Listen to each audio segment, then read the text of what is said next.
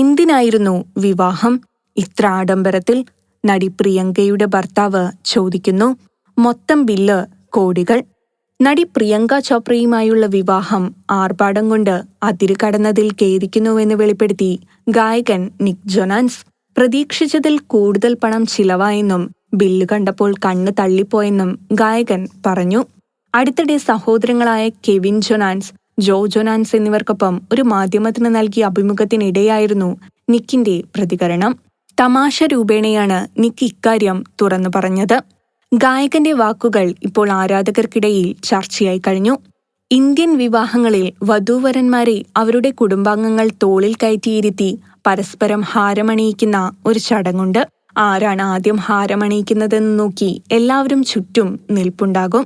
ഇരു കൂട്ടരും മത്സരബുദ്ധിയോടെയാണ് അത് ചെയ്യുന്നത്. ഞാനും പ്രിയങ്കയും ആദ്യം അണിയിക്കാൻ ശ്രമിച്ചുകൊണ്ടേയിരുന്നു. ആരാണോ ആദ്യം ഹാരമണിയിക്കുന്നത് ആ കുടുംബമാണ് വളരെ പ്രബലമെന്ന് മറ്റുള്ളവർ വിലയിരുത്തും. ഇന്ത്യൻ വിവാഹരീതികളെക്കുറിച്ച് അറിവില്ലാത്തതുകൊണ്ട് തന്നെ എനിക്ക് ആ ചടങ്ങ് വളരെ ബുദ്ധിമുട്ടുള്ളതായി തോന്നി. എന്നാൽ അതിൽ നിന്ന് പിന്മാറുന്നതിനെക്കുറിച്ച് ഞാൻ ചിന്തിച്ചതേയില്ല. 2018 ഡിസംബർ 1 വിവാഹം 3 ദിവസം നീണ്ട രാജകീയ പ്രൗഢിയോടുള്ള ആഘോഷങ്ങളോടെയായിരുന്നു പരമ്പരാഗത രീതിയിലുള്ള ഞങ്ങളുടെ വിവാഹം. 4 കോടിയോളം രൂപയാണ് പ്രിയങ്കയുടെയും നിക്കിന്റെയും വിവാഹ ആഘോഷത്തിനു വേണ്ടി ചിലവായത്. Film coat. നിങ്ങളുടെ കരുത്തിൽ ഞങ്ങൾ ഉയരുകയാണ്. സബ്സ്ക്രൈബേഴ്സ് 10 ലക്ഷം കടന്നിരിക്കുന്നു. സ്വർണ തളിക നേടാൻ സഹായിച്ചതിന് നന്ദി. നിങ്ങളും ബെൽബട്ടൺ അമർത്തോ.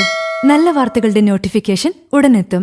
വിശ്വസിച്ച് ഒപ്പം നിൽക്കുന്നവർക്ക് ഒരിക്കൽ കൂടി നന്ദി.